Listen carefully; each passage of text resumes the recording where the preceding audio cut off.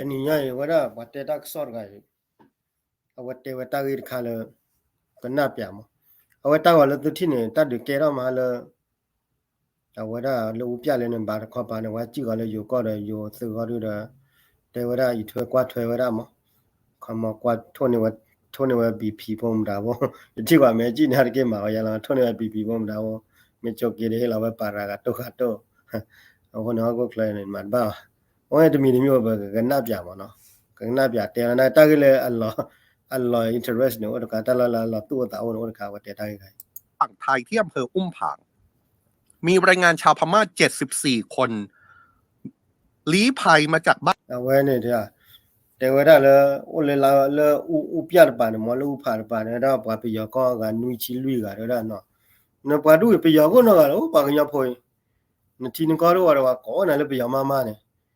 แต่ว่าแต่ว่าเรามาแล้วก็ดูเลยเธอเราให้เราก็ดูเลยอะเขาว่าก่อนนั้นแล้วก็ดูเลยที่พวกก็ว่าเนี่ยน่าก็มึงว่าเจ้เนี่ยพ่อไปยาเขาว่าเราว่าก่อนนั้นเลยไปยามาบ้าคำว่าเนี่ยว่าแล้วพ่ออยู่เขาว่าดูไหนว่าก็เลยอยู่อยู่แล้วว่าแล้วพ่อแล้วอเมริกาเขาว่าดูว่าก็อเมริกาอยู่แล้วมาที่บ้านเราโจทย์เดี๋ยวได้เราปากไปยอโพเลยชอพม่าบ้านทีกระเปอตรงข้ามบ้านหนองหลวงตำบลแต่เลที่กระเปิดปานว่าเลที่กระเปิดปานว่าจีมบนหนองหลวงเข้ามาในเขตไทยทำให้ทหารจากบก.ควบคุมหน่วยเฉพาะกิจราชมนูอำเภอแม่สอดร่วมกับฝ่ายปกครองอำเภออุ้มผางต้องจัดพื้นที่ปลอดภัยชั่วคราวให้อาศัยอยู่นอกจากนี้ฝ่ายทหารได้จัดเจ้าหน้าที่ช่วยดูแลความปลอดภัยและการรักษาพยาบาลด้วยวันนี้เขาบอกว่าจีบ้าเด้อกวาดอีกวาดแล้วต้องช่วยเคลียร์ความบาปมาเอาไว้เดี๋ยวเตียวอย่างนี้มั้งเนาะเขามาเตียวว่าตัวกวาดเตียวมั้งเนาะแล้วโยสื่อเข้าบามั้งเนาะสื่อข่าวรายงานว่าในช่วงที่มีการสู้รบในฝั่งพม่าขยายออกไปยังพื้นที่ชายแดนนั้นทางกองทัพอากาศของไทยได้ส่งเครื่องบินรบ F-16 จำนวน2ลำบินลาดตระเวนทางอากาศในพื้นที่ชายแดนด้วยนะครับแต่ว่าแล้วอยู่ว่าด้วยที่ตอนเริ่มไปยอให้ขาดแล้วก็บอกอยู่ว่าเดี๋ยวติดให้เลยอยู่ก็เลยเอาไว้มาว่าได้ F60 เขามา F จะชี้คือหาอยู่ไว้ว่าเลยอยู่ก็เชิญที่ตอนเริ่มไปยอก็บอกอยู่ตื้อให้เลยอยู่ก็เรื่องมันเนาะขณะเดียวกันในวันนี้เลยครับก็ยังมีรายงานผลกระทบที่เกิดขึ้นกับประเทศไทยแล้วก็คือประเทศไทยถูกใช้เป็นเส้นทางในการขนส่งยุทโธปกรณ์ไปสู้รบฝั่งพม่าด้วยพบเอาไว้เนี่ยเพื่อคิดจีขวดด้อยมั้งเนาะคิดจีขวดด้อยเนี่ยเอาไว้แต่ว่าคำว่าเนี่ยอยู่ก้อนเนี่ยแกว่าที่ก้อนเบลเลยว่าปุ๋ยได้ซื้อกูเว้ว่าปุ๋ยว่าได้ซื้อเว้ไม่ว่าปุ๋ยได้ซื้อเว้เลยที่ตั้งรอกันเราว่าเสื้อขับรถเลยอยู่ก็วิลาว่าถ้าเสื้อชูบางอย่างก้อนไปแล้ววันเลยตัดดูตายาก็มั้งเนาะเพราะว่าวันนี้พันเอกณัฐกรเรือนทิพย์ผู้เอาไว้ได้เลยอยู่ปีโกรามีเลยพันนักการวันพัดพายนักการวันติ๊กเนี่ยว่าได้พ่อเนี่ยว่าได้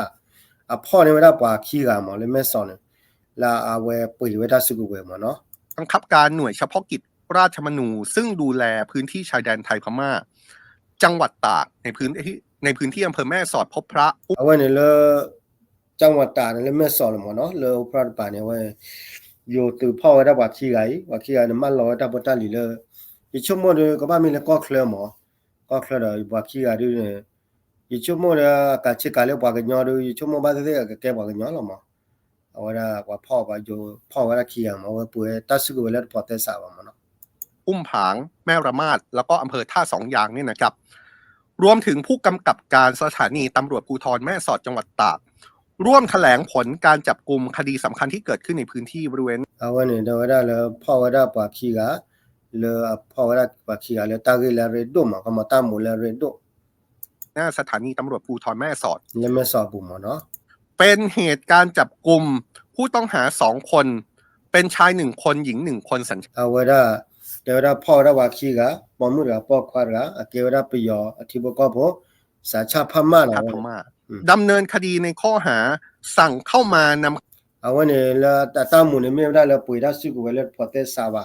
ปุ๋ยไว้แล้วที่อาก็ก็แล้วมันหล่อได้แล้วก็หลีกไล่หนูว่าเชื่อเนี่ยออกมาเนาะเข้ามาผลิตหรือมีซึ่งยุทธภัณฑ์โดยไม่ได้รับอนุญาตซึ่งเป็นความผิดตามพระราชบัญญัติควบคุมยุทธภัณฑ์พุทธศักราช2530ก็มันว่าปุ๋ยตาวัตลีแล้วพอเตสาวะเนาะให้ครอบครัวอยู่ก็เราเนี่ยแกว่าตากมาเอาดีกว่าตาตัวนั้นตัวมั้งเดี๋ยวอย่างมีการนำของกลางมาแสดงครับของดาวได้ตาพุทธลีเลยอยู่สึกพ่อนี่ที่พ่อเนี่ยให้เปียไว้หมดอีชั่วโมงเดียวไว้แม่เปียยาเราด้วยแม่ที่เราเดียกระจาที่เราดีแต่บ้าวะ na ke nyo nyu de le me pya la de ti la lo ba ma no at ke le ti la lo ba do ba ka cha de pa de de blood kho do wa klo che do wa le po ra o blood po ra mi de ni wa do wa do ba o le cho bu no กลางที่ว่าที่บอกว่าเป็นยุทธภัณฑ์เนี่ยเป็น a when you ko ko ra yu de pan ne ke wa ta ta li de kha ma no อุปกรณ์ระบบป้องกันสแปมแบบมือถือชนิดป้องกัน สัญญาณกล้องติดอยู่กับพี่ หรือว่าปืนตัดสัญญาณอากาศ a when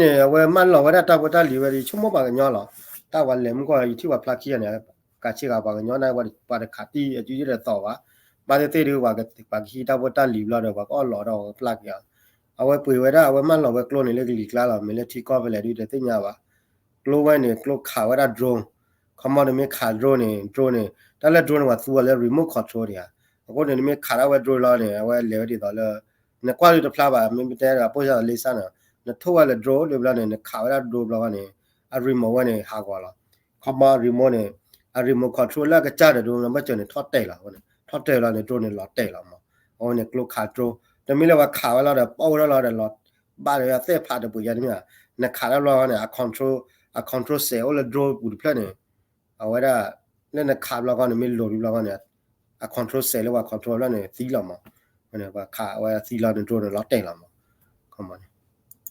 พูดง่ายๆก็คือเป็นปืนต่อต้านโดรนนะครับเป็นปืนที่ใช้ตัดสัญญาณโดรนแต่เราก็จีนอะไรแบบนั้น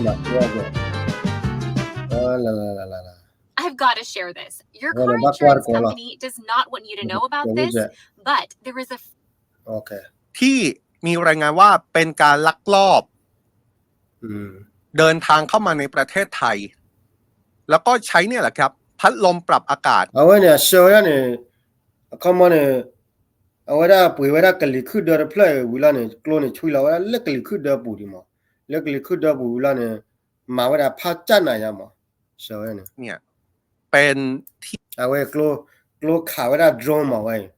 กลัวขาไว้ได้โดรนมาเนี่ยโดรนไม่แห้เนี่ยไม่ที่โดรนแห้ลีลาเนี่ยเปิดเทเลโอละมาชั่วโมงยีดิเจเนี่ยนักขาโดรนเนี่ยวันเนี่ยโดรนเสร็จเนี่ยติดล็อกละโดรนเสร็จตีไม่ว่าโดรนก็ได้เลยสายยาเนี่ยเขามาเนี่ยถ้าเช็คละเขามาถ้าคอนโทรลเนี่ยติดละเนี่ยโดรนเนี่ยตะกี้เลยก็เจ้าละวันละเตะละที่บังหน้าในการขนส่ง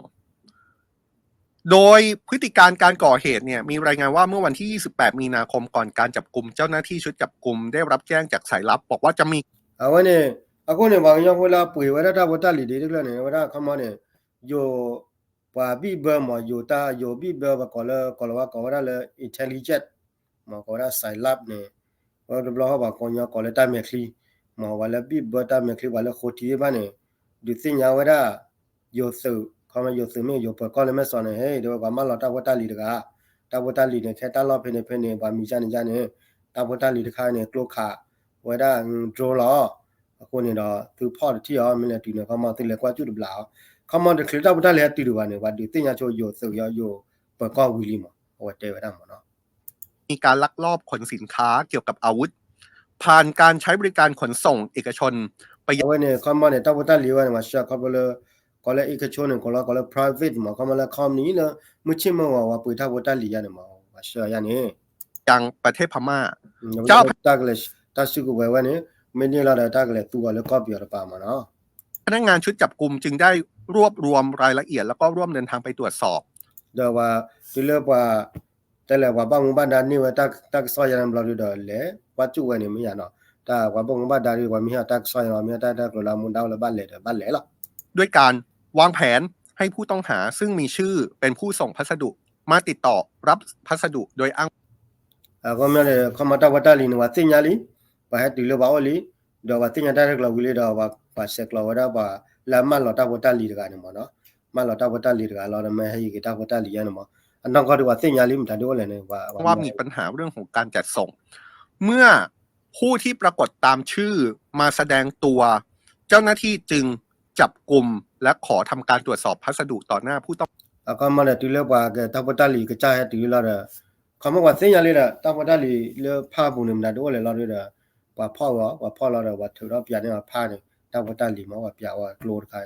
เขามาอย่างนั้นเนาะต้องหาตรวจสอบเพราะว่าข้างในเนี่ยเป็นอุปกรณ์ที่ว่าเนี่ยแหละครับก็คือ ปืนต่อต้านสัญญาณโดรนเอาไว้เนี่ยไม่ได้ตาวัตลิวคาเลว่าข่าวว่าโดรนมักโหลดกับว่าข่าวโดรนด้วยนะซึ่งเป็นวัสดุที่ถือว่าเป็นยุทธภัณฑ์ที่ต้องได้รับการอนุญาตในการมีหรือว่าสั่งเข้ามานะครับเอาไว้ได้เนี่ยคำว่าตาวัตลิวใครเนี่ยก็ไม่เลยสื่อก็ไม่เลยที่คอร์เบียปุ๋ยไว้หรอมั้งคำว่าบอกก็ไม่เลยปุ๋ยเดี๋ยวนี้ว่ามั้งได้ด้วยเนี่ยก็ไม่เลยสื่อเดี๋ยวประตูปุ๋ยไว้หรอมั้งเอาไว้เนี่ยว่าไม่ใช่มัวปุ๋ยเดี๋ยวนี้ว่ามั้งไว้เนี่ยเจ้าหน้าที่ได้สอบถามผู้ต้องหาบอกว่าได้รับการร้องขอจากบุคคลที่รู้จักให้สั่งสินค้าออนไลน์นี่ก็คือปืนนี้ถูกสั่งผ่านออนไลน์นะครับเพื่อให้ไปส่งต่อที่ประเทศพม่าเอาไว้เนี่ยเลยว่าที่กว่าเราไปเลยที่เราได้เลยเดี๋ยวได้ว่ามาปุ๋ยเราดูเดี๋ยวมีให้ติวเราเดี๋ยวเลยช่วยชุบยาก็ได้ป่ะหมดเดี๋ยวยันเราไปเลยให้ตาวัตลิวกันหมดเนาะซึ่งเมื่อสอบถามเกี่ยวกับการได้รับอนุญาตแล้วก็ยืนยันว่าไม่เคยได้รับอนุญาตแต่อย่างใดก็เลยมีการยึดของกลางเอาไว้แล้วเขามาเดี๋ยวว่าที่กว่าแล้วเนี่ยปุ๋ยตาวัตลิวเนี่ยนี่ตาขวดได้ยาไม่ได้เลี้ยวเดี๋ยวตาอุ่นน้อมีว่าคนนี้ดอกที่มีเลยเขามาลีเล่ด้วยว่าตาน้อมีอะไรดอกว่าฮีเวได้หรอมาตาวัตลิวเนาะเขามาโยตุโยปก็ฮีเวหรอมั้งก็นำตัวผู้ต้องหาส่งพนักงานสอบสวนดำเนินคดีต่อไปเอาเนี่ยไม่เลยว่าปุ๋ยตากระจายกันหรือเขามาเดี๋ยวว่าพ่อหรอมาเดี๋ยวได้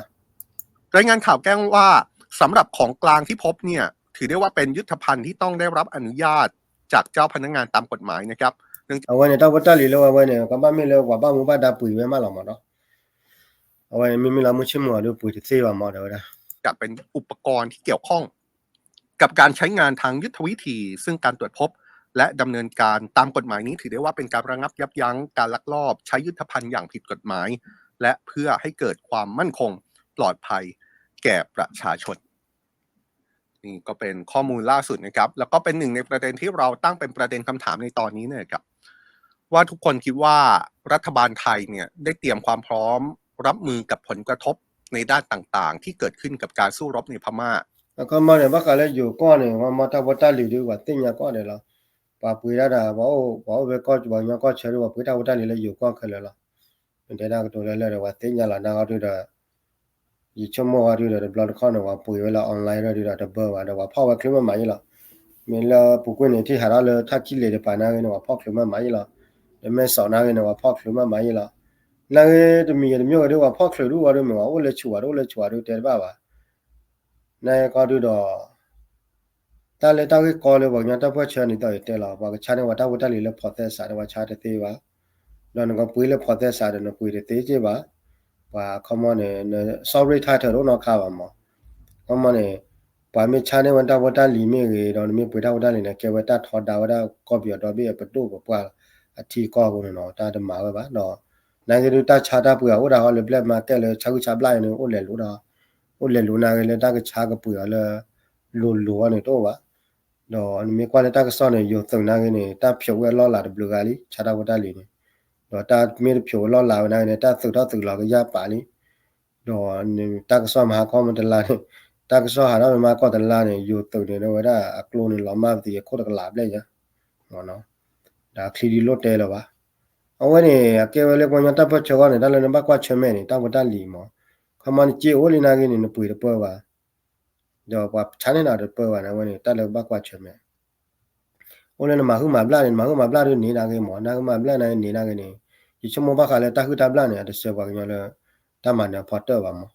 ยิตะกะลีตาทิมเนบะดนอทิวะเลยมาคือมาบลายะมึงดาขอเดมาคือมาบลายะ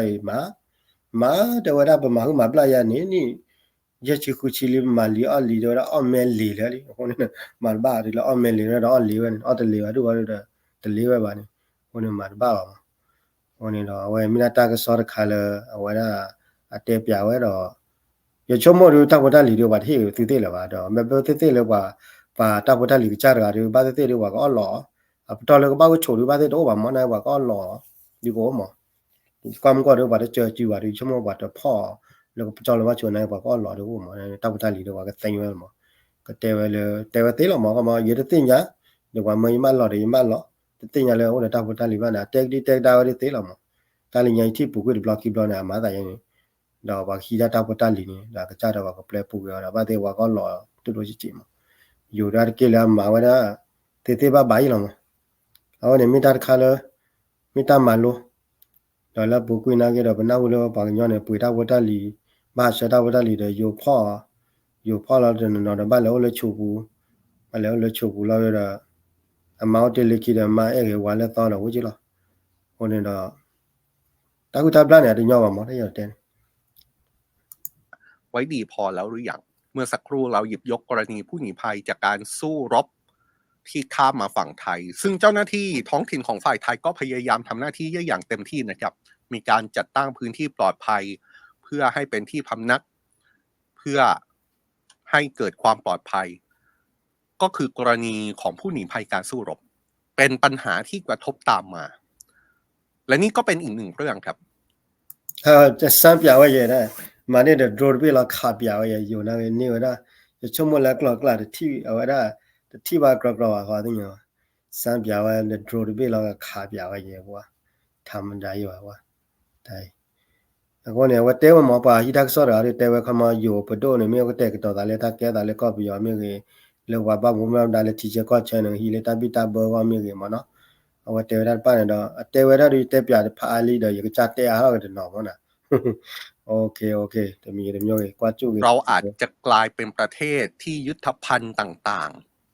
ๆลำเลียงผ่านประเทศไทยไปสู่ประเทศพม่าต่อไปหรือไม่เราเตรียมพร้อมเรื่องนี้กันหรือยังแต่ว่าสิ่งที่เกิดขึ้นที่เราหยิบยกขึ้นมารายงานเนี่ยนะครับเป็นสิ่งที่เกิดขึ้นในช่วงจังหวะเดียวกับที่รายงานจากฝั่งพม่ามีการสู้รบอย่างดุเดือดจริงๆครับda wa da ta ke ta de pha ri da le ko bi pa de ta du ke da pon ma la ma ko ne ko kwa tu la wa da draw wa da wa pha ta ke la te ta ke wa da ke khai la wa da le ko ma le ko bi pa da ta du ke da ye le pa da wa pu ta wa ta li ma de wa da a ko ni da ma na ba